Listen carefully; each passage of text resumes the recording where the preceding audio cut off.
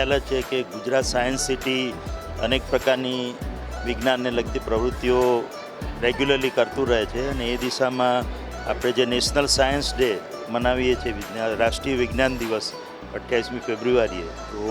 એની ઉજવણી તો 28 ફેબ્રુઆરી તો કરીએ જ છે અને એની સાથે સાથે આ સાયન્સ કાર્નિવલ બી કરવાની એમની ઈચ્છા હોય છે. પણ એ દરમિયાન, એ સમયગાળા દરમિયાન સરકારી પરીક્ષાઓ ચાલતી હોય છે, એટલે એનું આયોજન આ વખતે માર્ચ એન્ડમાં, એટલે કે અત્યારે 27, 28, 29 3 દિવસ સુધી આ science carnival Gujarat science city અને ગુજરાત સરકારના સહયોગથી યોજવામાં આવ્યું છે.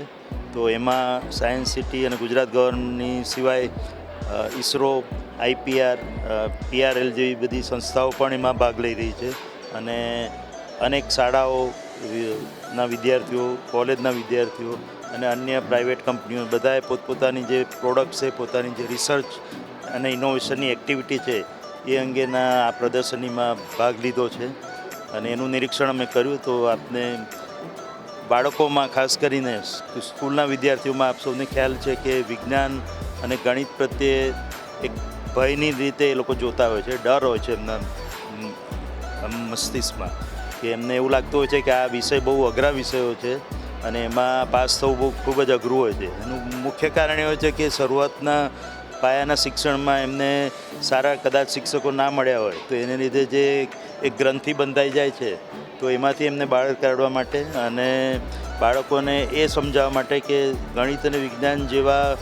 જે કહેવાય કે ઇઝી વિષયો, સરળ વિષયો કોઈ છે જ નહીં. એને જો એની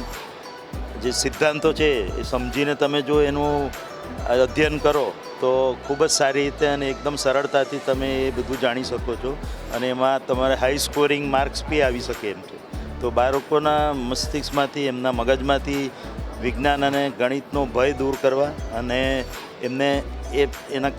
જે સિદ્ધાંતો સમજવા માટે આનંદપૂર્વક, એટલે કે રમત રમતા રમતા આ બધું શીખી જાય એવા પ્રયાસો આ એક પ્રદર્શની દ્વારા કરવામાં ગુજરાત સરકાર, સાયન્સ સિટી અને અમારા જેવી રિસર્ચ સંસ્થાઓ એમાં ભાગ લઈ રહી છે. અને મને પૂરો ભરોસો છે કે સ્ટેમ એજ્યુકેશન પ્રત્યે જે ભારત સરકાર અને ગુજરાત સરકારે પહેલ કરી છે એનું અવશ્ય ફળ મળશે અને વધારે ને વધારે બાળકો સાયન્સ અને મેથેમેટિક્સથી ડર્યા વગર એના એજ્યુકેશન તરફ એમાં ભાગ લેશે અને જેથી કરીને ભારત આમ પણ વિશ્વમાં બીજા કે ત્રીજા નંબરનું ટેકનિકલ પાવર ધરાવનારો દેશ ગણાય છે, પણ એમાં પણ વધારે આગળ વધીને આપણે પહેલા નંબરનો દેશ બનીએ અને અમેરિકા અને ચાઇના જેવી મહાસત્તાઓથી પણ આગળ વધીએ તો એ દિશામાં આ બધા